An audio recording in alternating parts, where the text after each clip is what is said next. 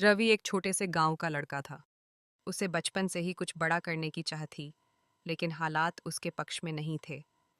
पढ़ाई में वह औसत था, लेकिन उसका सपना था कि वह खुद का एक बिजनेस शुरू करे और अपने माता पिता का नाम रोशन करे। जब उसने कॉलेज पूरा किया तो उसने अपने गांव में एक छोटी सी दुकान खोलने का फैसला किया। उसके पास ज्यादा पैसा नहीं था, लेकिन उसने जो भी बचत की थी उसी से शुरुआत की। उसने खूब मेहनत की, लेकिन कुछ महीनों बाद उसकी दुकान घाटे में चली गई। उसने जो भी निवेश किया था सब डूब गया। गांव के लोग उसका मजाक उड़ाने लगे। कुछ ने कहा, रवि तुमसे नहीं होगा, नौकरी कर लो।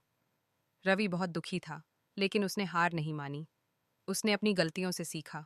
उसने समझा कि उसे व्यापार के बारे में और सीखने की ज़रूरत है।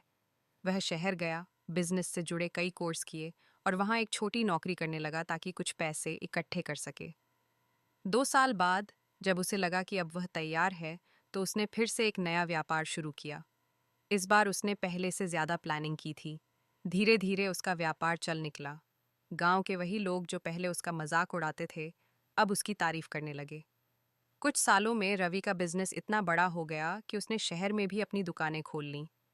आज रवि एक सफल बिजनेसमैन है, लेकिन वह अपनी पहली असफलता को कभी नहीं भूलता।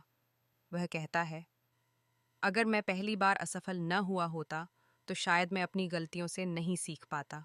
असफलता ही सफलता की असली सीढ़ी होती है। सीख। अगर आप किसी काम में असफल होते हैं तो हार मत मानिए। असफलता आपको सिखाती है कि क्या सुधार करने की ज़रूरत है। जो लोग असफलताओं से सीखते हैं वही जिंदगी में ऊंचाइयों तक पहुंचते हैं। यही